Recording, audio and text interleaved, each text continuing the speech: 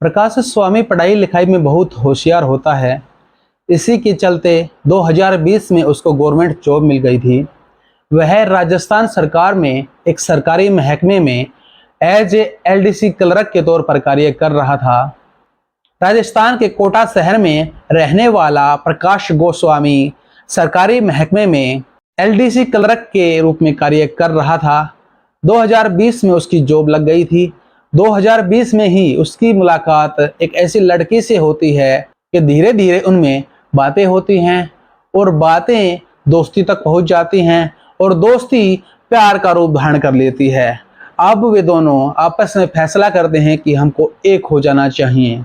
तो वे शादी तो करते नहीं हैं, लेकिन लिव इन में रहने लग जाते हैं। राजस्थान में प्रकाश गोस्वामी को सरकारी क्वार्टर मिला होता है। वह उसको लेकर अपने क्वार्टर में ही रहने लग जाता है। अब वह ऑफिस चला जाता है और पीछे से वह घर में अकेली रहती है। तो बोलती है कि मेरा पढ़ने का मन है, मैं भी पढ़ना चाहती हूँ, तुम तो ऑफिस में चले जाते हो, मैं घर में पीछे से बोर हो जाती हूँ। तो प्रकाश गोस्वामी कहता है तूने तो मेरे मुंह की बात छीन ली। आगे आने वाला टाइम इतनी महंगाई का है कि एक गवर्नमेंट जॉब में घर का खर्च नहीं उठाया जा सकता और हमारा अच्छा भविष्य चाहिए, तो तुम भी जॉब करोगी तो बहुत बेटर रहेगा। तो प्रकाश गोस्वामी कहता है कि तू अब अपना पूरा ध्यान पढ़ाई के ऊपर लगाया कर। लड़की का नाम ममता होता है। ममता राजस्थान के ही अलवर शहर से बिलोंग करती है। तो कुछ दिन वह घर पे ही रह के पढ़ाई लिखाई करती है। अब वो बोलती है कि घर पे तैयारी ठीक तरह से नहीं हो रही है, तो मेरी कोचिंग लगवा दो। तो प्रकाश उसकी कोचिंग लगवा देता है। वह अच्छी से अच्छी कोचिंग सेंटर में उसका दाखिला करवाता है। बहुत सारा पैसा, ढेर सारा पैसा वह उसके ऊपर लुटा देता है। मेहनत आखिरकार रंग लाती है। 2024 में वह जीएसटी इंस्पेक्टर के तौर पर भर्ती हो जाती है। उसको पोस्टिंग मिलती है गुजरात में। अब वह गुजरात में रहने लग जाती है। कुछ दिन तक तो सब कुछ ठीक ठाक रहता है, लेकिन धीरे धीरे ममता ने प्रकाश के एहसानों को भुलाना शुरू कर दिया। वह भूल गई कि जिस पद पर तू आज तैनात है, जिस जीएसटी इंस्पेक्टर का तू रोब दिखा रही है, वह नौकरी उसको प्रकाश के दम पर मिली थी। प्रकाश ने उसको मेहनत करने के लिए बोला था और प्रकाश ने उसके हौसले को बढ़ाया था और प्रकाश ने ढेर सारा पैसा उसके ऊपर लगाया था। तब जाकर दोनों की मेहनत, मैं ये नहीं कहता कि उसने मेहनत नहीं की, दोनों की एक साथ मेहनत का यह नतीजा था कि वह इस पद पर जाकर बैठ गई थी। ममता अब प्रकाश से दूरियां बनानी शुरू कर देती है।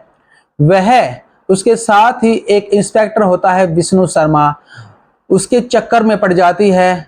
वह अब उसके साथ रहने लग जाती है। धीरे धीरे प्रकाश से बात करना बंद कर देती है।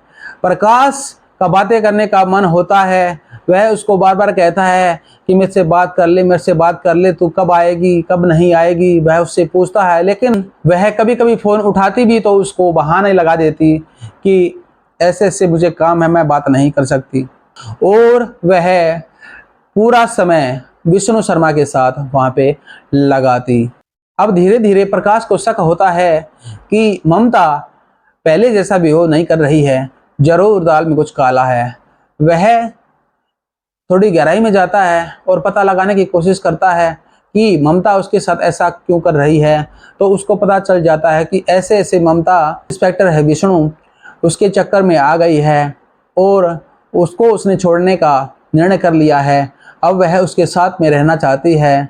तो वह उसको कहता है तो मेरे साथ ऐसा मत कर, मैं जी नहीं पाऊंगा, मैंने तेरे से सच्चा प्यार किया है और तूने भी जीने मरने की साथ में कसमें खाई थी, तो मुझे छोड़ के ऐसे नहीं जा सकती, तेरे बिना मैं नहीं रह पाऊंगा। और धीरे धीरे वह निर्भाग दिन आ ही जाता है। अगले दिन सुबह सुबह का समय था, तो उसके क्वार्टर के सामने कोई दूसरा कर्मचारी खिड़की से देखता है कि खिड़की में पंखे के ऊपर कोई लटक रहा है। तो वह पुलिस को सूचना दे देता है और पुलिस मौके के ऊपर आती है तो दरवाज़ा खोलती है।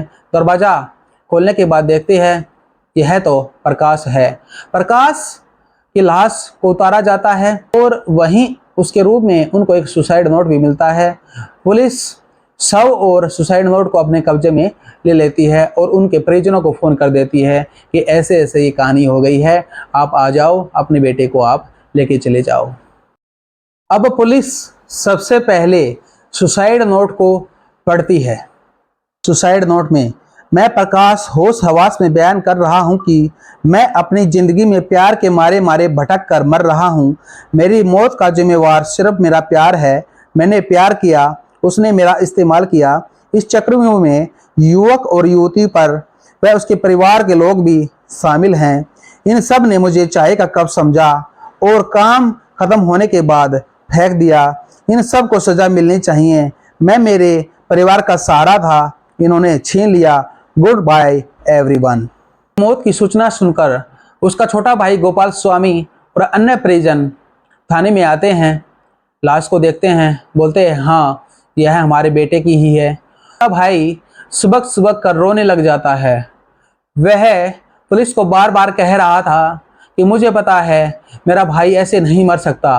वह एक लड़की से प्यार करता था और वह इसके प्यार में ही उसने ऐसा किया है।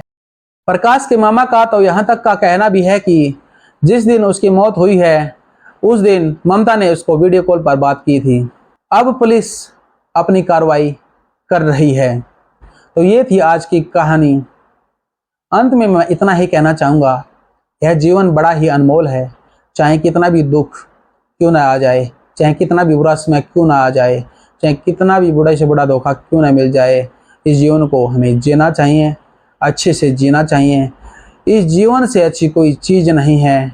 परमात्मा का यह दिया हुआ एक बहुत ही अच्छा वरदान है। इसी के साथ चलते हैं, बाय बाय। फिर मिलते हैं आगे ऐसी ही कोई सजी कहानी के साथ।